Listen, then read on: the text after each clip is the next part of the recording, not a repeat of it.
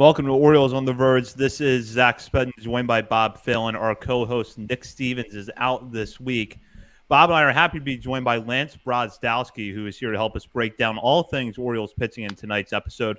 And later on this week, Bob and I will take your questions as part of our latest listener mailbag. But first, Orioles on the Verge is presented by Bet Online. Bet Online is your number one source for all sports betting needs this season. From baseball, golf, soccer, right to all the top fights in UFC, MMA, and boxing. Every stat, every matchup, and even live odds and spreads while the games are being played. When the game's over, head on over to our online casino and get in on a game of blackjack or poker, or unwind with one of our over 150 slots games. Head to the website today, get in on the action. Use promo code BELIEVE, that's BLEAV, for your 50% welcome bonus on your first deposit. Bet Online, the game starts here. As we like to do at the top of every episode, we want to welcome a new member to our Patreon community. And with that, I will turn it over to Bob. Yeah, actually, we got a guy in Patrick Cheaper.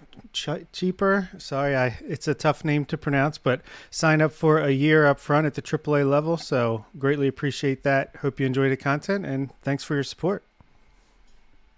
And with that, I'll introduce tonight's guest. He is a player development analyst over at Marquee Sports Network. You can also find his work on social media, particularly YouTube and X, and at Substack. He is Lance Brozdowski. Lance, glad to have you on.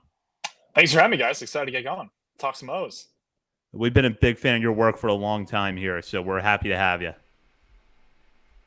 And we'll just jump right in here with a question that is on a lot of fans' minds, especially Orioles fans right now, in the light of Kyle Bradish going down with Tommy John surgery, and that is pitching injuries.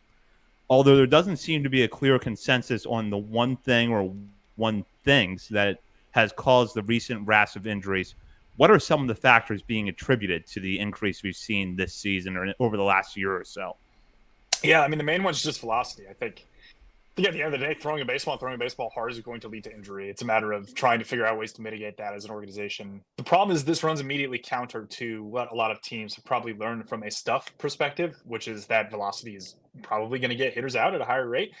And that's what you see the contraction of the league going towards the shorter pitchers and not extending starters out as much. It's because of exactly this, right? We want more velocity. It's probably harder to hold it into games. So we'll incentivize guys who can get to the bases with high velo, don't really have developed mixes, and then go from there. You know, with Bradish in particular, I like Keith Meister's had some thoughts on this. I don't know exactly how one-to-one that is backed up based on a lot of the people that I've talked to in the sport who are on team side and working with pitchers on a daily basis. But sweepers that are thrown hard, it seems like maybe there's some connection there. But again, the problem is that all the best sweepers are the ones that are 85 plus with 10 plus horizontal. Bradish has had one of the best sweepers in baseball.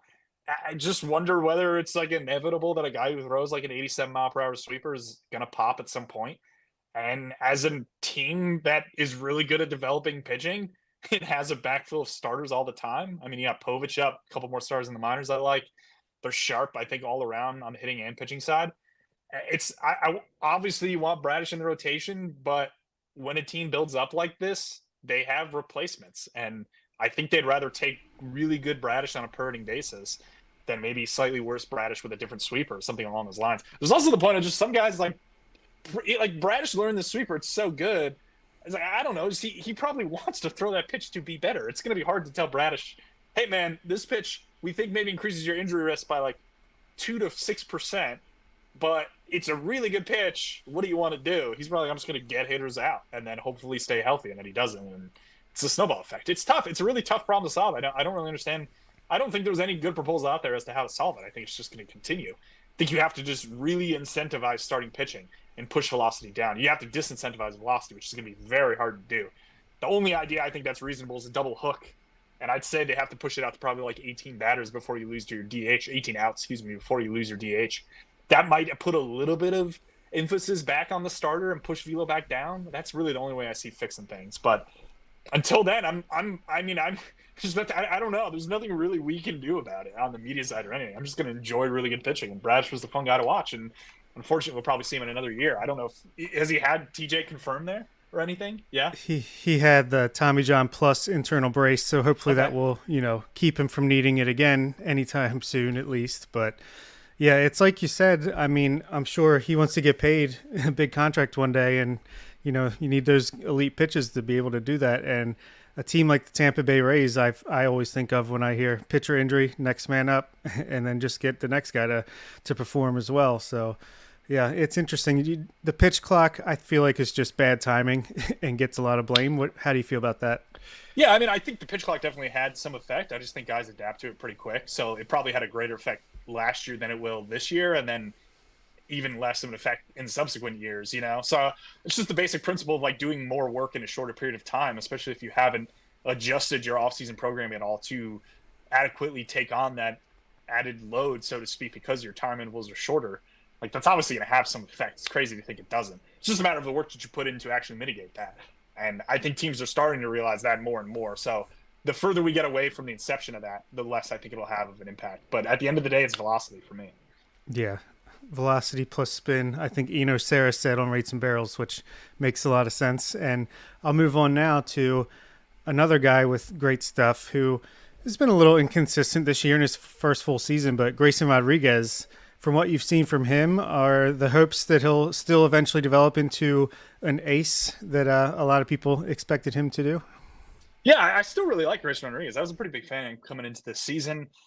He's only 24 still. He's really a pitcher. I like what he does, from a velocity standpoint and shape standpoint.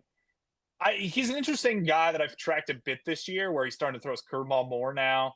Kind of play it around. We had that preseason nugget of like, I'm going to throw a sinker more, and he hasn't really done that totally. So I always wonder, and we'll run to this a bit with Burns. I don't mean to jump your rundown here, but we'll talk about him. But with a lot of these guys, I almost wonder teams that have like stronger postseason aspirations.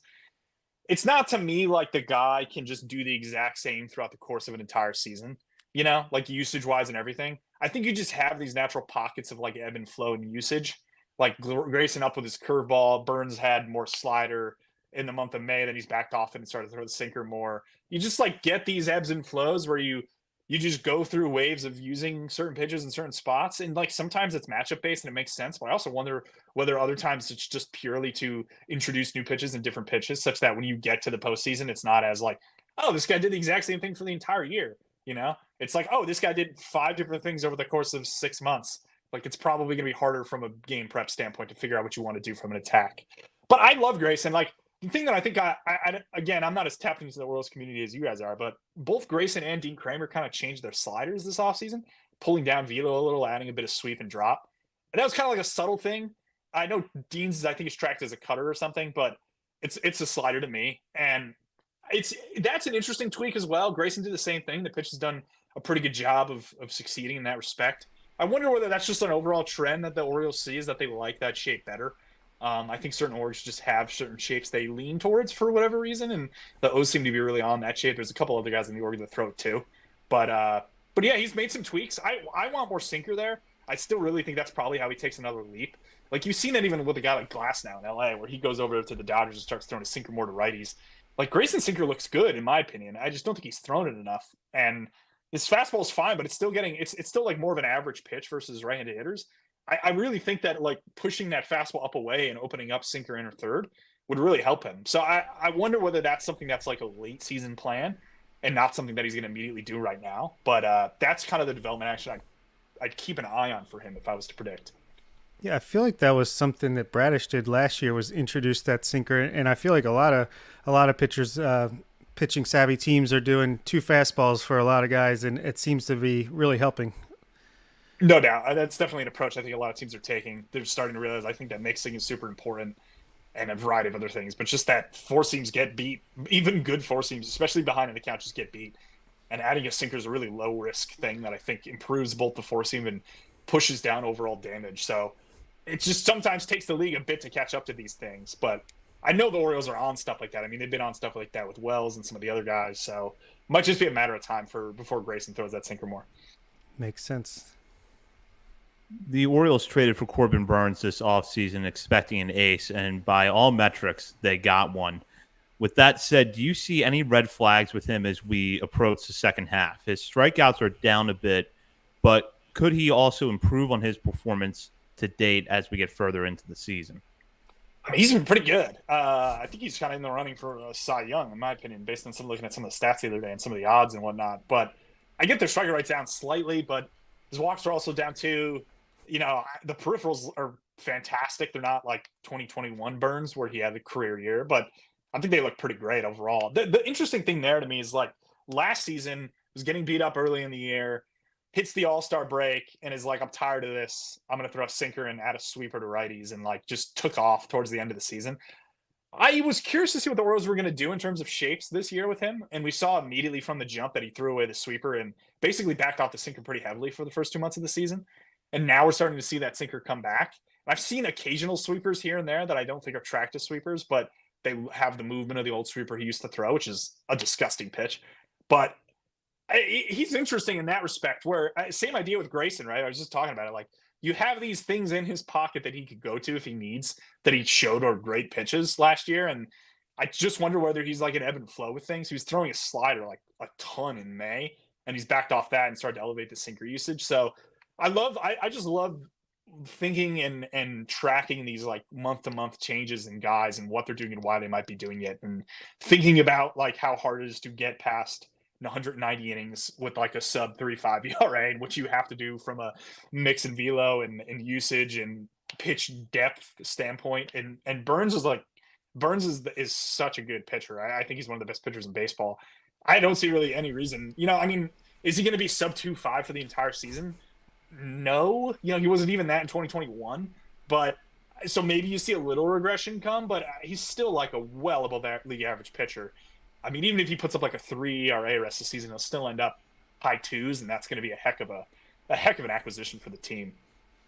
Yeah, he seems like a tinkerer, so hopefully, he'll continue to adjust as the year goes on. Do you think that just even having him in the clubhouse, in the pitching room with the rest of these guys like Bradish, Kramer, all the pitchers, Grayson, is that, you think, carry a long-term effect? Does that help a young pitcher out? I think it does, because Burns was bad. Burns was like really bad in 2019. Was that he had like an 8.80 ERA? Like, he was a terrible pitcher. it's like I almost like looking at the guys that are terrible. I was doing this with Hunter Brown earlier in the year from the Astros, who got just destroyed for a couple months, and they were like, "We need to change everything." And he added a stinker, stopped throwing a pitch that he added this offseason, and that weird cutter thing, jacked up his curveball usage, moved on the rubber, and just like became an entirely new being. And I love keying in on those pitchers that are so bad that you almost like have to make a tweak. And I just think it opens up the possibility for a lot more upside. I almost want more pitchers who are meddlingly average to make tweaks, like with accepting some risk that they might get worse, but making sure you calculate the fact that they could actually get better and you could turn them into like a much better starter than they've been in the past. So I'm very pro tweaks, especially if a guy's average. But yeah, I mean, I just think he's a guy that anyone who's bad can go to and view him as like, oh, maybe he could become that. Like, maybe you're not. Like, Burns is a very unique pitcher, but it's not like the Orioles had bad pitchers either. But I just think any vet in a clubhouse who's struggled as much as he has and now has turned into one of the best pitchers in baseball has to have some benefit anecdotally to the team. Yeah, maybe the silver lining to Bradish and Grayson, who got off to pretty bad starts their first 8 to 10 appearances in the majors, to be able to make those adjustments. And another guy who's come up, and tonight he made his, 4th or 5th major league start, Cade Povich. Coming into the season, we weren't sure how much time he would get in the majors. Orioles rotation looked pretty deep, didn't see much room for him, but here we are, and seems like he'll be in the rotation the rest of the year. He gets compared to Max Fried a lot, and I think there was even a pitching ninja side by side with them in their deliveries. Is that an apt comparison? I actually don't like that comparison. I think aesthetically it makes a lot of sense, but they're very different pitchers in my opinion, especially if you go under the hood and look at shapes and stuff. Fried cuts the heck out of his fastball. The better comp for Fried's like a Justin Steele in a way, where they both have really, really cut fastballs and work breaking balls off that. Povich looks like Fried from a mechanics standpoint. I'll give Ninja that. Rob's a friend. But they're just very different pitchers. Like, I get he has the curveball too, but he's a cutter changeup guy. He works more like outer third of the plate up away, throws his changeup kind of up in the zone, tunnels it off the four seam, works cutter up, which it seems like he's dropped the usage on a bit. It's getting beat up a little in the majors, but Yeah, I mean, I get why you make the Freed comp there. There's probably a better comp out there. I actually don't know if there's a better comp out there. Maybe like Patrick Sandoval just went down with an injury, but that's kind of a guy I think about with like a decent changeup that he works up in the zone a bit. Um, but yeah, I mean, it's a different pitcher. Like he's a very outer third focused guy. I wonder whether that cutter needs to get a little harder and be moved inside. Freed is a guy who just jams in or third, like he's forcing up in, curveball, sweeper, slider thing he throws down in, and then some changeups away and such. And he also throws like 6 pitches, I think, to righties. Povich is a little more of like a 4-pitch guy, so I'm not the biggest fan of that comp. But I think Povich, and I think it's a testament to Povich though. He's a unique pitcher, and Freed is a really unique pitcher too. I think it's just sometimes really hard to comp these weird lefties we have. There's not a lot of good left-handed starting pitchers, although we're seeing more of them, and each of them seem to succeed in their own way. So it's hard to find comps. Righties, you could find comps until the end of time, but Povich is a unique guy. I like his mix. I think he's a good pitcher. Not sure maybe what the ultimate upside is. The fastball quality is not like plus; it's more probably average, even below. But he's more of like a mixed guy, locations guy, so he's really got a homely command. But he looks good to me. I think I do like a top 40 prospect list in my Substack, and I had him off in my recent update coming into the season, but I'm putting together my update right now, and he was a guy that I like retrospectively looked at quick and was like, hey, he probably should have been like a 30 to 40 overall. And one of the, an interesting prospect that it could have some impact, and or is O's going to done a good job with him, I think. Yeah, he does show a lot of poise on the mound, and I think he actually threw some sinkers tonight for the first time. So be curious Nice. to I'll see check that out, yeah. how he adjusts. Looking at Povich, I think that Orioles fans are so far have to be happy with what he has done. But do you think that he realistically can stick in the rotation even into September? Yeah, that's a great question. I mean, I got to look at the depth chart right now, but Kramer's on his way back, right? So he'll take the spot over Povich. I think I'd have Povich over Suarez. So would that make Povich your fifth? I don't know if you guys agree with that. Yeah, I think so. So then I guess he's your five until, I don't know, like maybe are they a trade candidate for someone? I'm not entirely sure. They have like a couple frontline guys to work with. You probably do want more of like a stable 3 or 4 for the playoffs, right? Like you're rolling Burns and Grayson as much as you can in a 7-game series, but then you run into like the 3. You're confident in Cole Irvin, So yeah, maybe they are a trade candidate. I mean, he lines up right now as the 5 until Kramer comes back, and then it's a matter of Suarez or Povich could go into the pen. So I could see him as a starter. I also don't mind like the development that he's getting. Like I do think we're running into massive gaps between AAA and the majors to the point where I almost love these situations where you're getting a guy an extended look. Like I just think it helps a lot. You guys have done this with Kjerstad a bit, where he's been up and down, not really getting playing time. And he's been fine at the major league level, but I just think there's certain guys where it's like your major league team's so loaded, the guy clearly doesn't have anything else to do at AAA. They're just kind of like you just don't really know what to do overall. You're just like we can't play you up here, but we know you should be up here in order to get better. So you're just going to stay neutral until something happens injury-wise and we can find a spot. So I guess that's a roundabout way of saying, yeah, Povich is probably the 5 for now, but we'll see if that's the case post-deadline. Yeah, we're accumulating quite a few of those guys more and more as time goes on. It's interesting you mentioned Cole Irvin because that's a guy that we wanted to bring up. He got off to a great start this season and really helped the Orioles stabilize things over the first 6 weeks or so. But it's fair to doubt whether he's a guy that you want to run out there with the season on the line. And as you get into October, what is the best role for him moving forward the rest of the season? Yeah, it's probably some like matchup lefty who can start occasionally and stuff. Like his mix is kind of interesting. He's played around with some new pitches, like I don't mind him. He's more like I don't know. He isn't comp to Freed, but he's like a mixed lefty. Freed is like an elite mixed lefty where it's like everything's so good and he's unique. Irvin's more just like, I don't really have a dominant pitch, so I have to throw 4 or 5 pitches to righties in order to get him out as a lefty. I like him. I think he's an interesting pitcher. Like the curveball's good. Apart from that, I don't really know if there's much else in that mix that works. So like he to me feels like the guy you just really got to match up against a bad lefty team. The problem as you get deeper into the teams that are good that you're probably facing in the postseason and stuff and good matchups is like most of those teams are pretty good versus left-handed pitching.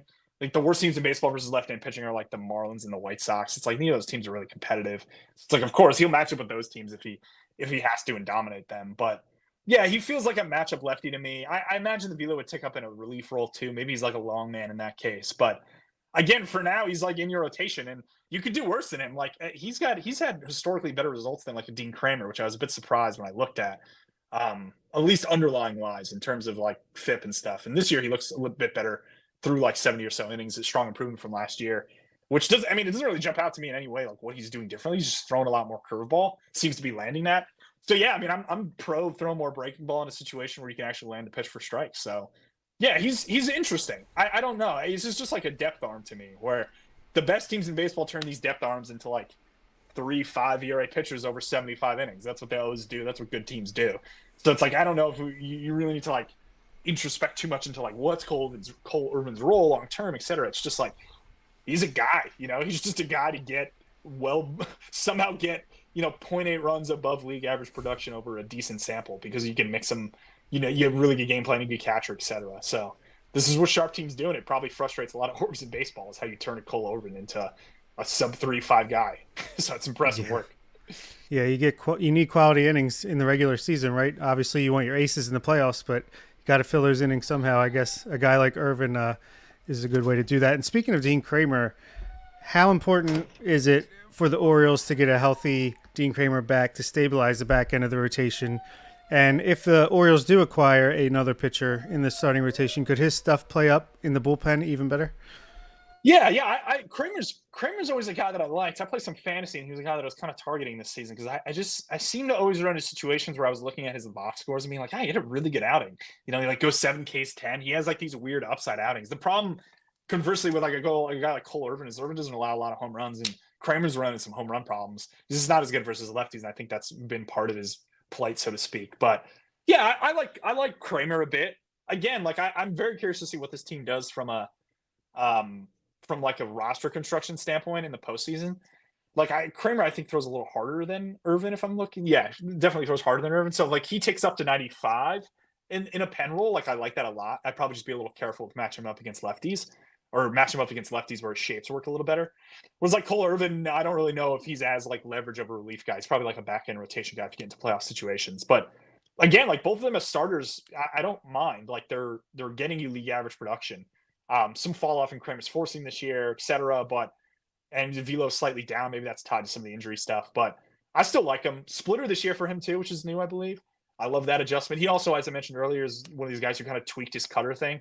I call it a slider. I think he calls it a cutter, so it's tracked as a cutter. But the pitch got a little slower, picked up more sweep too, and it's been a strong pitch for him overall.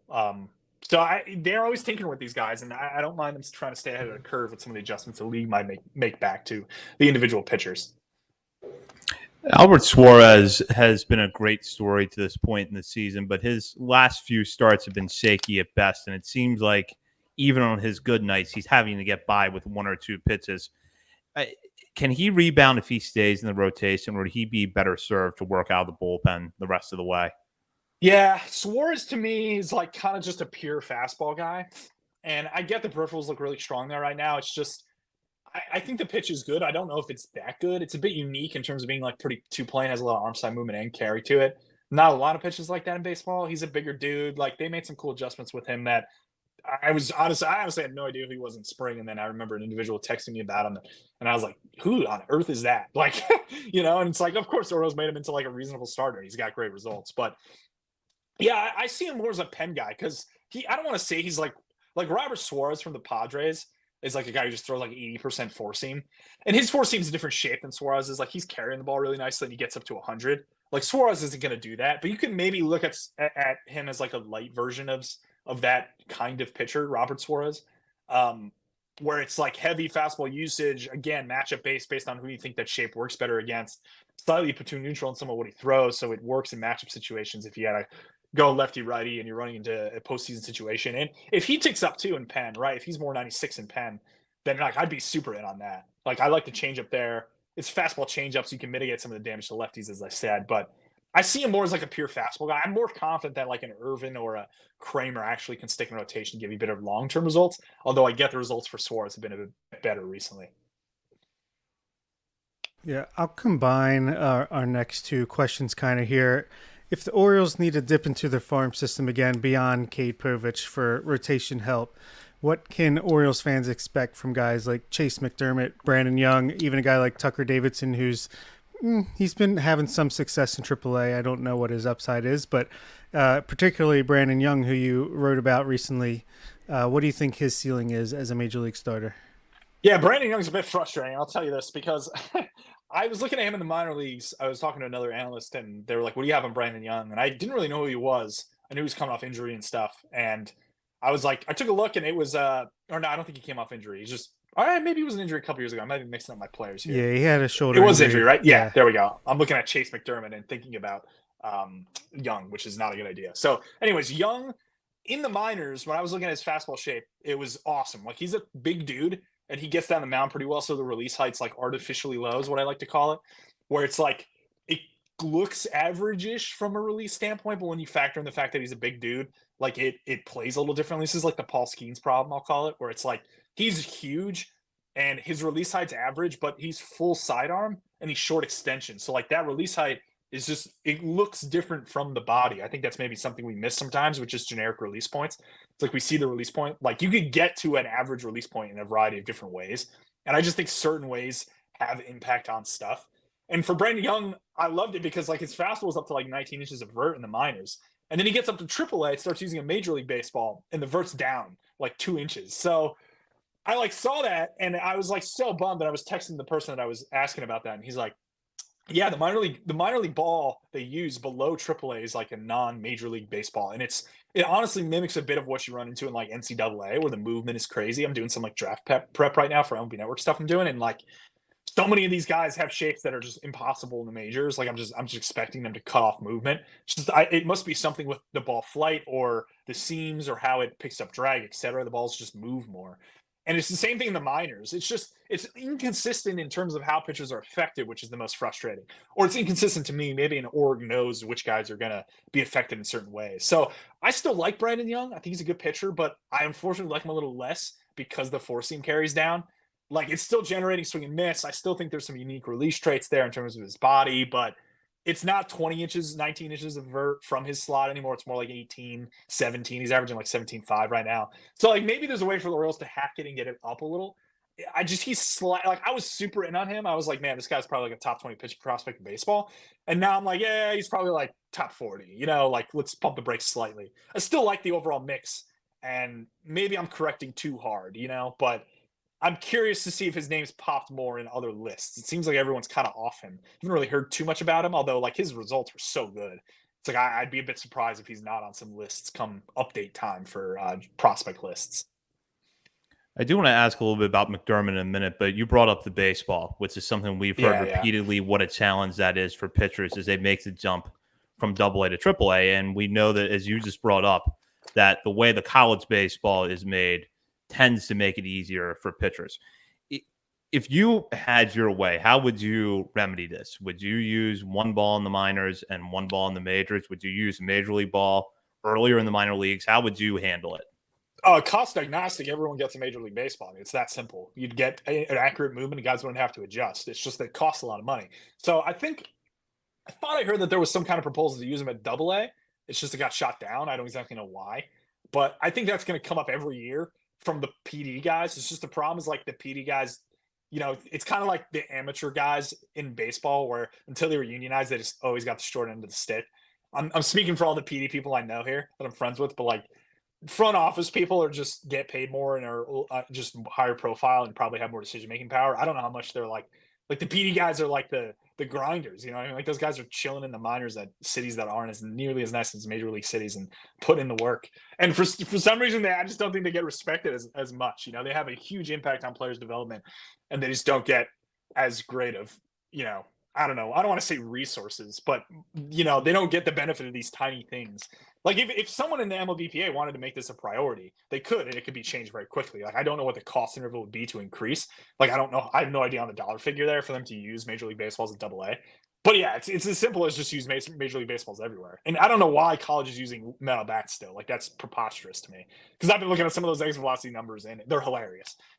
It's just unbelievable. You have like multiple guys hitting balls like 118 a day, and it's like, come on, like we have like 4 hitters in Major League Baseball that can do that. Like none of these guys are going to come close to 117 plus when they get to the majors. It's just, I don't know. Like there's just it's not even an integrity thing. Like I don't mind the offensive environment, but there's there's a pendulum to it, right? Like, you want it somewhere in the middle. It's like the major leagues right now swinging way towards pitching, and the college is like the complete other side. It's so weird. So, yeah, just Major League Baseball's everywhere. It would make me very happy.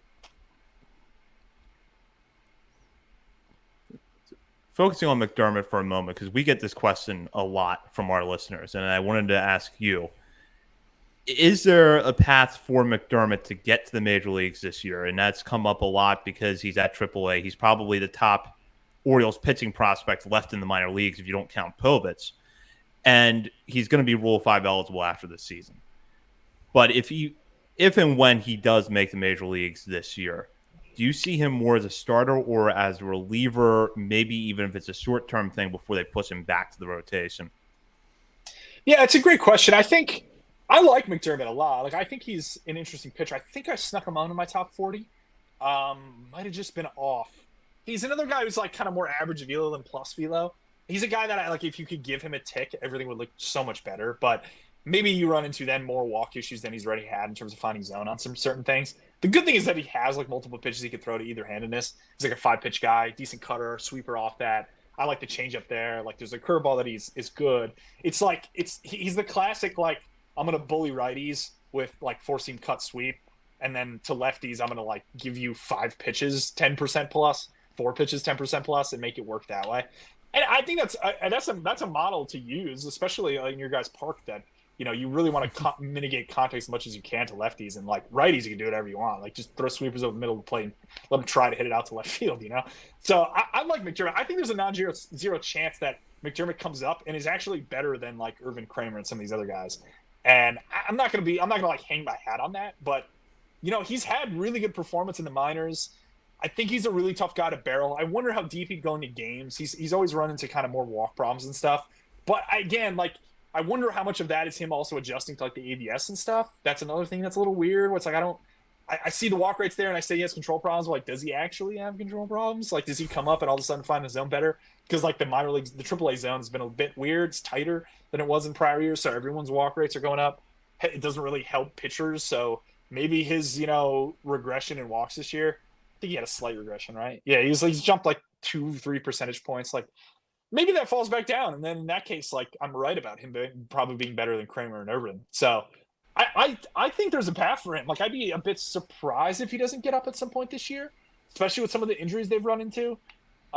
Maybe there's just a point at which like they get tired of Suarez in a starter role, or a Povich is struggling too much and they give Chase a chance, and there's really no one else to back that up. Like, you have Means and Wells on the 60-day, Bradshaw on the 60-day, and then you get Kramer back. So there's a point here in the next 2 to 3 months where Chase to me is a better pitcher and option than one of Irvin, Suarez, or Povich. And as a result of that, we're going to get to see what he looks like in the rotation. So I like the upside there. I think he's a good pitcher, and I'm cautiously optimistic that he can impact the team down the stretch. Yeah, there was actually a Baseball America article that came out recently and talked about how the pitchers who were affected by the ABS system, and I believe Chase McDermott was on that list. So hashtag give Chase a chance. You heard it here first from Lance Brozdowski. Are there any arms that should be available at the trade deadline that seem like a good fit for the Orioles, considering the types of things that the Orioles seem to like in their pitchers? I know one of my favorites right now that I'm hoping the Orioles can acquire is Eric Fetty from the White Sox. Oh, that's what I was going to go with, yeah. Oh, nice. Yeah, took it right out of my mouth. Yeah, Fetty's a name that I've heard. I mean, it just makes a lot of sense. He's a one-year contract that team needs to sell. Like, if they don't trade Crochet, they're going to trade. They have to trade Fetty. It'd be hilarious if they don't. But it's just a matter of where he goes and like what the price tag is. Like, it's probably like a non-40 low-level prospect. So it's something that like I guess it's like everyone submit your non-40 prospect that is kind of interesting, and then the White Sox will rank him and take the best. So there's no point, in my opinion, for like the O's to overpay on him. It's more a matter of like, do they have the prospect the White Sox want that the O's are willing to give up? It's one of those like match things as opposed to best offer, So I'm curious to see. Like, I think Fetty would make sense. Yeah, I mean, he's fun, sweeper change, sinker, added some velo, very different pitcher than when he was overseas. He looks great. I like just also what he's done from a mix standpoint in terms of adapting, and I think it fits a bit in terms of some of the O's philosophies and stuff. I don't know if there's any other names that really jump out to me aside from him. I'd have to kind of look through like who's available. I haven't really locked on deadline stuff yet. It's probably like more of a Well, that might be a post-draft thing for me, and at that point, it might be a bit too late. So, I mean, I'd love for them to go after like a Crochet. I mean, that'd be sweet. Like I love Crochet. I think he's a great pitcher. I have no idea on the health side there, but if the O's are going to go after, if the O's can put a package, if Crochet is going to get dealt to any team, it makes a lot of sense for it to be a team that has expendable prospects. So, like they just line up. I think there's very few teams I think they'd line up for a Crochet trade on, and it's probably one of like 3 teams. It's probably like the O's, the Phillies, Dodgers, and maybe there's one more team I'm missing. Like I don't know who else would be able to actually put up the prospect package they probably want and not be like completely depleted on the farm side. So I don't know what they package for him. Maybe they give him like a Kierstad and a couple other players, and one of these young arms. We're talking about like a Baumeister, Brandon Young, or something along those lines, and then they get Crochet for another year of control after this year. So I'd love to see a Crochet. That'd be a game changer for a postseason run, but. Also, I mean, another thing that I'm missing here is the fact that like I don't exactly know how many innings he's going to throw. So it's like you might actually have him for the postseason run, which is part of the reason I think why that maybe isn't going to get done, because like they're probably going to want a big package, and all the playoff teams who could get him are like, well, I don't know. Is he probably like we don't know his medicals, we don't know how stretched he is. Like where is he in his can he get to 130? And if so, is he going to blow out next year? And then we just gave you all these prospects for someone that doesn't matter. So anyways, a lot of Crochet talk there, but yeah, Feddy'd be great. We line up on that one, Bob. Yeah, cool. Last question for me is, you put out something today. I didn't even know you knew anything about hitters. I thought you were, all you know is pitching. No, you put out a cool video today. Is there any highlights from an Orioles perspective you could shout out to the hitting development? I'd have to pull it up quick. I don't think I have it off the top of my head. Shoot. But I don't think they jumped out for better or worse, which is probably okay. Like if you're in the middle of the pack, then I think you're fine. I do think they have like Ryan O'Hearn is still a crazy story to me. Like that dude just barrels everything, and the Royals just kind of gave up on him. So I mean, I think they have a good. I mean, I would not knock their approach from the hitting standpoint, even if they ended up average. There's just certain teams that could either have general pedigree that may not line up with what was actually in that video, which I encourage you to check out. But Absolutely. Yeah, I'm gonna try to pull up the results here. They're top. Yeah, they're like middle of the pack and kind of everything. They're like right around average in xWOBA. They lift the ball a good amount, which I think is a good indicator of like being a sharper org from a mindset standpoint. Yeah, they were second highest in fly ball. Right there, you go. That's probably a good nugget. Right, lift ball, hit the ball hard. So discipline was fine on them. I don't know where they were on swing miss. Yeah, right around average in swing miss. So yeah, positive signs there, I'd say overall. The problem with that is like so high level sometimes that you miss some of the nuance. So some of the good orgs, like the O's, I think are a good hitting development org, clearly based on some of the major league talent they developed. Even if they don't pop on this, it doesn't mean they're bad. It just means that, unfortunately, in the aggregate, they just don't do anything unique enough for me to talk about it in the video. So it's a low bar, but yeah, those development I think is fine on both facets for sure. It's probably honestly top 10 in both hitting and pitching from my perspective. So very cool. Well, Lance, we really appreciate you taking the time to offer your insight tonight. And can you tell our listeners where they can find your work? Yeah, for sure. I have a Substack. Premium side of the Substack does a lot of minor league stuff. I also have some draft stuff coming out there. YouTube's probably what I've been trying to push most this year, to try to grow on that platform. Lance Broz. Search my name, should pop up. Twitter is where I promote a lot of my stuff too. Instagram as well. I'm kind of everywhere. I'm trying to do everything, which is hard, as I'm sure you guys know. But yeah, feel free to check out my other content if you enjoyed my rambling. We certainly did. Thank you so much for coming on, man. Yeah, for sure. Thanks, guys. Take care. All right. That does it for this episode of Orioles on the Verge. Bob and I will be back later this week to take listener questions and dive a little bit into the minor leagues. In the meantime, you can find us on our many social media channels, including Facebook, Instagram, Threads, X, YouTube, and TikTok. We're also over at Substack, OriolesOnTheVerge.substack.com. For Bob Phelan and Nick Stevens, this is Zach Spedden. You've been listening to Orioles on the Verge, presented by Bet Online and part of the Believe Podcast Network. All right, cool. Thanks, man. See you guys. All right, have a good one. Good stuff.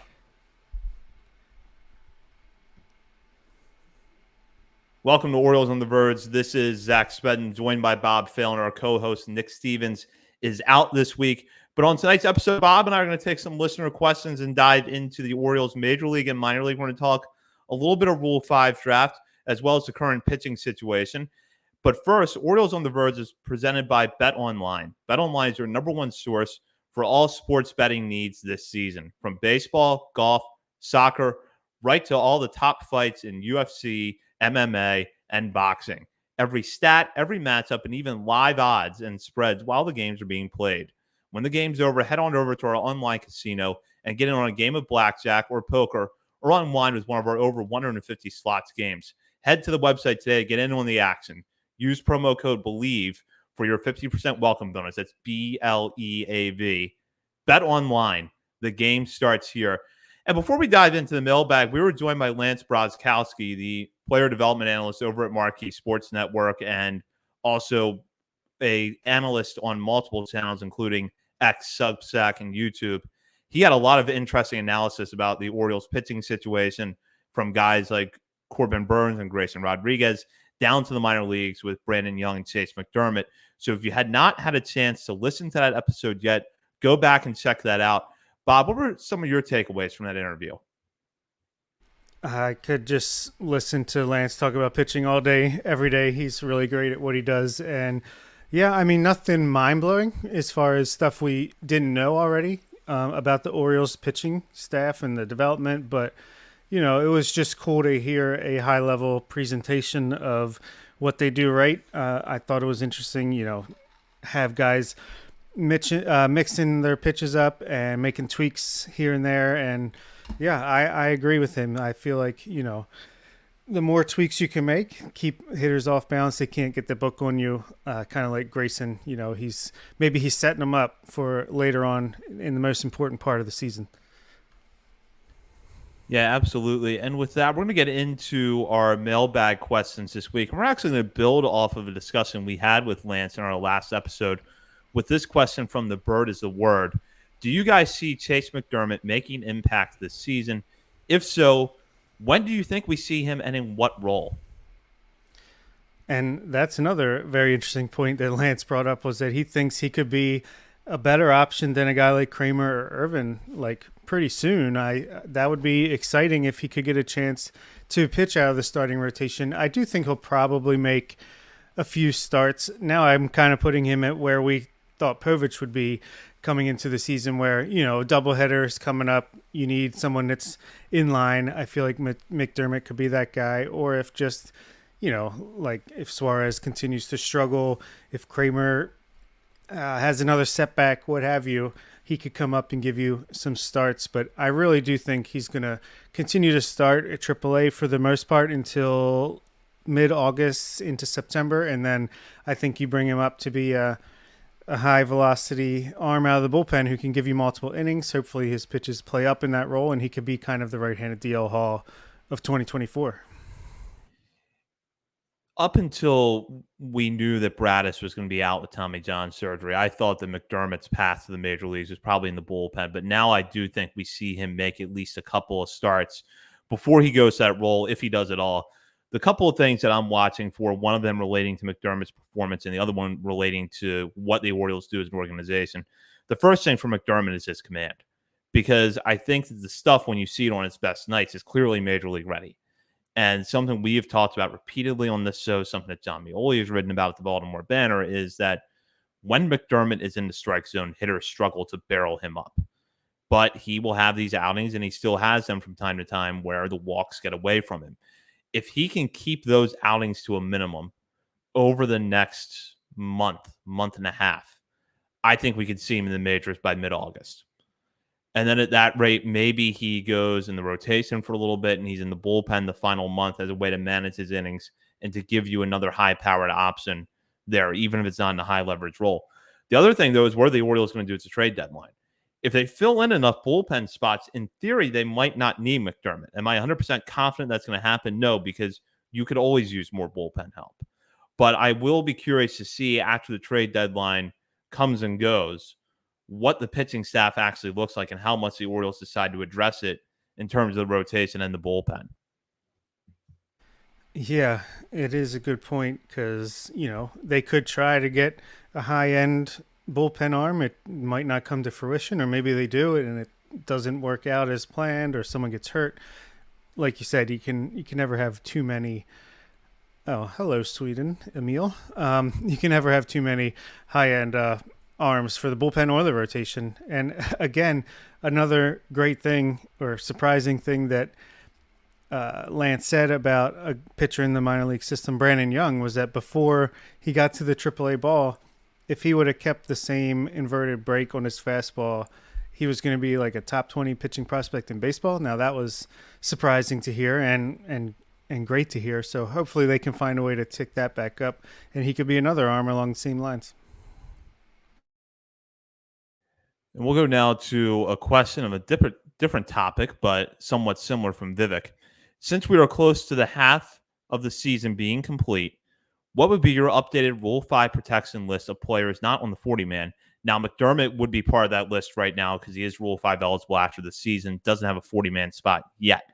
But there's a lot of high-profile names that are going to be Rule 5 eligible, as we've discussed on a few episodes. So with that, Bob, right now, if you had to make a decision, how do you think this would play out? Yeah, a lot of tough choices. He actually listed some names to help assist, which is appreciated. Thank you, Vivek. Mayo, obviously, I think he'll be in the majors before the season is over. Same with McDermott. Brandon Young, I could either see him being part of a trade at the deadline since he is 40-man eligible and he is on the come up as far as pitching prospects go. I could either see, I think he'll be added or he'll be traded, one or the other. Kyle Branovich, I think he has a chance. Trey McGow, these are also trade potentials as well as Young going into the deadline or early in the offseason. I could see it going either way depending on how their seasons go. Cade Stroud, obviously we were pretty high on him. He's struggled since getting to AAA, so we'll see what happens there. Billy Cook, I think he's a definite candidate. But he could be in a situation similar to Hudson Haskin last year, but I think he's a little bit better than that. And that's probably it. Some other names he has here are Justin Armbruster, Dylan Hyde, Alex Pham, John Rhodes, Moises Chase, Juan Nunez. Some really solid players there, especially Dylan Hyde is having a great year. Moises Chase, Juan Nunez, but I'm not sure that it's enough to put them on the 40-man. Maybe they're trade candidates, but I think more likely you're just going to have to take the risk that they won't be selected in the Rule 5 draft. Yeah, I think that the clear top three are McDermott, Mayo, and Young. And one way or another, all three of those situations are probably resolved before the season ends because I agree with you. I think we are going to see McDermott and Mayo in the major leagues in Baltimore before this year ends. And then in the case of Young, he's either going to be traded or he's going to get big league innings before this year is out. After those three, I think it starts to get a little bit murkier. And with Billy Cook, the key for me is he going to sustain the improvements with his strikeout to walk numbers the rest of the way? Because if he does, then I think he's a lock to be taken in the Rule 5 draft. Power and speed combination can play multiple positions. And the biggest knock on him up until really the second half, maybe even a little bit earlier last year, was the strikeouts. He's made some considerable improvements in that area, though, and if teams buy into that, they're going to see him as a viable target in the major league phase of the draft. And I think that he would have a good chance of sticking on a roster because of the versatility he offers. And if he doesn't hit, you still got a guy who can steal bases for you off the bench the rest of the way. You can put him in AAA the following year. It doesn't take up a lot of room there. So I think that Cook is on the bubble right now. I think McGough is on the bubble. And then as much as I love Moises Chase and Edgar Portes as his upside, I don't think either one of them is close right now to being in Rule 5 consideration. Dylan Hyde, to me, is a sneaky one, though, because he has put up really good numbers throughout his career. He doesn't necessarily have the strikeouts you would look for out of a bullpen arm, but he's just been successful wherever he's pitched, and he's pitched well at Bowie this year. And I wonder, could he be one of those guys that puts together a good season, maybe get some Arizona Fall League time, and then come November, when the decision's made on who to protect, he suddenly looks like an easy choice. Yeah, that could very, very easily be the case. Couldn't agree more. I'm used to Nick being here and bouncing off three ways here. Apologies. But I guess I can move on to the next question. Also from Vivek. And it's crazy to think that the MLB draft is 3 weeks away, maybe even a little bit less than that now. Who are some of the 2024 draft prospects you could see the Orioles taking in the later rounds from, say, rounds 3 to 10? And actually, Nick, who we missed tonight, just recently put out a story on our Substack predicting using the Prospects Live mock draft app that you can do the first 5 rounds. And what do you think about this question, Zach? So this is a good question. I'm glad that Nick put that article out when he did because it's perfect timing. And by the way, if you can go check that out, OriolesOnTheVerge.substack.com and become a subscriber today if you want immediate access to that article. One of the names that stood out to me on Nick's list is right-handed pitcher Nate Knowles, who Nick has mocked the Orioles in the 5th round with the 160th pick overall out of William & Mary. Now, you look at his advanced metrics and some of the Pitts data around him. He looks really promising. And so far this season, 112 strikeouts to just 39 walks across 80 innings pitched. Now, for reasons that Lance Brozdowski talked about in our last episode, you sometimes have to take Pitts data and exit velocities with a grain of salt at the college level. But nonetheless, I kind of look at Knowles and think that he checks off some boxes that the Orioles like. He's got the good strikeout numbers. The command has improved considerably over the last year. The only thing that's a little bit different about him compared to some of the guys we've seen them target, especially from the right side, listed at 6 foot 185. So he doesn't fit that big, powerful right-hander mold. But there's clearly some interesting traits here. And I'd be curious to see if he is going to be a target in that area, because I think if you could get a guy like that in the 5th or 6th round, it's worth the taking the opportunity. Yeah, that is a good choice. I would go with, and again, Nick is the college guy, at least much more than me. I don't know a ton, but just what I'm reading here and there. And I liked the guy he picked in round 4, which would be pick 127. That's a first base / right-handed pitcher. So you got to love those hybrid players. Cole Mathis out of College of Charleston. He's listed at 6'1", 210 pounds. He hit 14 home runs this season, walked 46 times while only striking out 32, even stole 14 bases, and he also OPS'd over 1,000 with 11 home runs in Cape Cod League at just 19 years of age. He won't turn 21 until the week of the draft, and we know that the Orioles have gone this way with guys like Reed Trimble before, where the younger guys at John Rhodes, maybe you can get more development out of them. He's got high exit velocities, good contact rate, doesn't chase much. Actually, Lance Brozdowski, who was just on our podcast earlier this week, comped him to former Orioles prospect and current Diamondback Christian Walker. That would be a great outcome there. And we've seen the Orioles take guys out of smaller colleges, so I think this fits pretty well with the organization philosophy. We'll go to this question now from Billy B. And this is really more of a question for Bob, because Bob has more of the background to answer this question, which is, if you had to do a podcast on a separate topic, what would it be? Well, I did do a podcast about 10 years ago, a movie podcast called The Red Box Report, which our little angle was that we didn't have the money or resources to go see movies in a theater every week, the new releases. So we would go to Redbox for $1 and rate the movies as they came to home video. We'd been happy if we got 20 listeners per week. We would have been thrilled. So, obviously it never took off, but I do enjoy watching TV shows and movies and talking about it, nerding out about it. So I would probably try to get that off the ground again if I could. I don't really watch MMA at all now. At least I haven't in quite a while, but I also kind of eventually merged that movie podcast into just no one's listening to this. So I'm going to just make it all my interest in one other than the Orioles.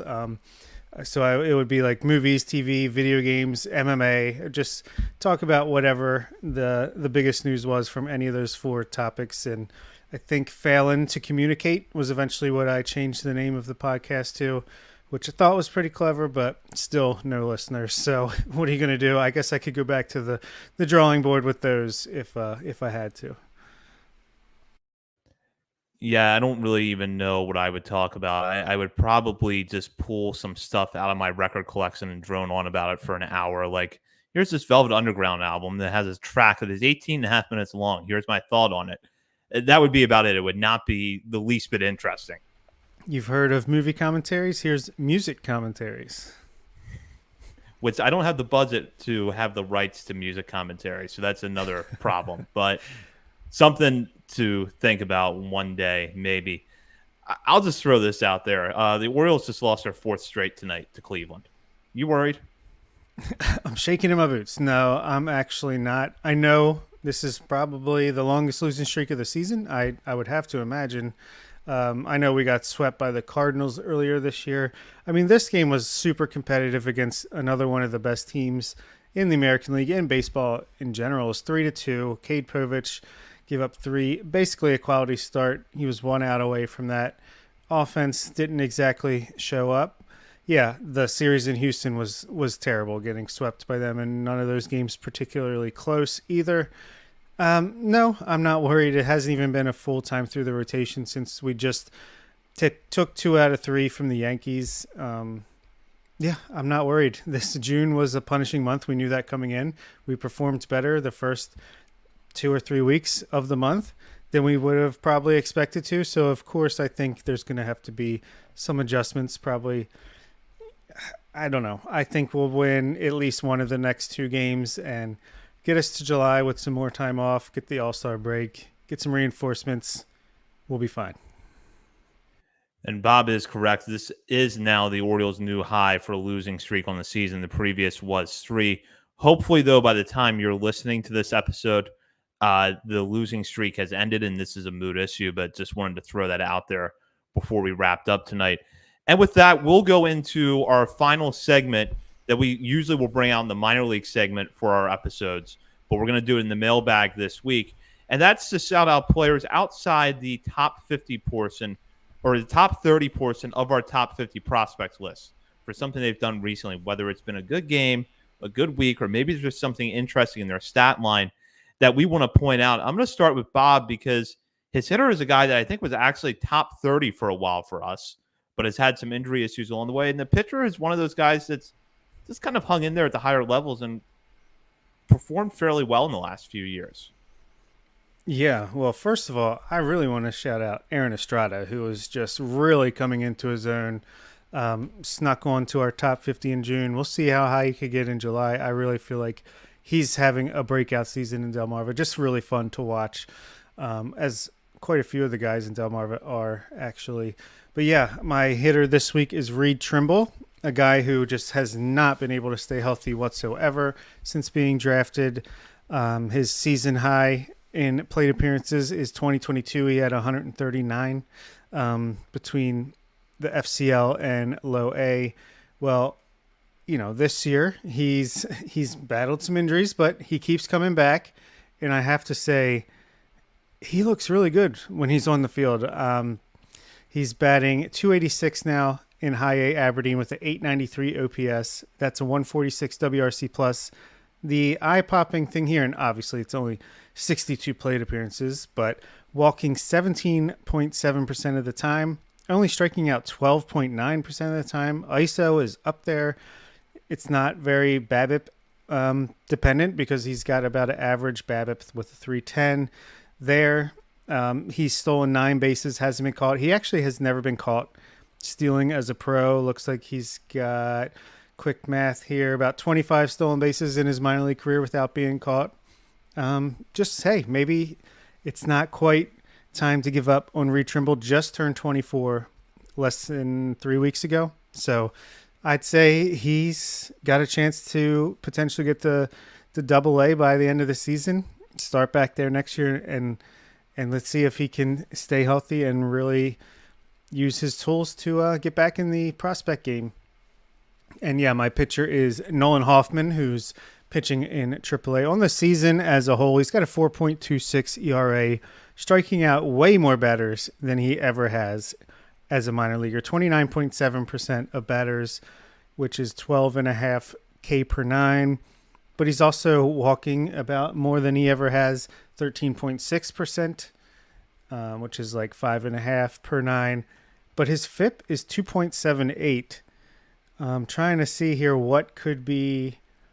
He gets a ton of ground balls, doesn't really give up home runs. I'm trying to see why his FIP is so much lower. But in particular, over the last month, since May 24th, he has pitched 12 innings, giving up no runs, 6 walks, 19 strikeouts.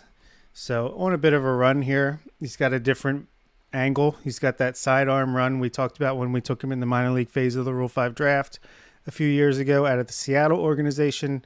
So just, if the Orioles need a reliever, maybe he is an option, especially if Brian Baker turns back into Brian Baker.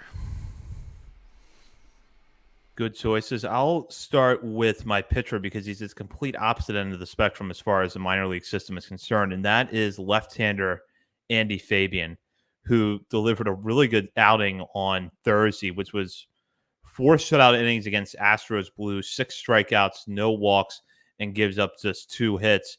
That was his best outing to date on the season, but you look at his numbers so far, and he's been quite good down in the FCL this year. 17 strikeouts to just 6 walks over 10 2/3 innings pitched.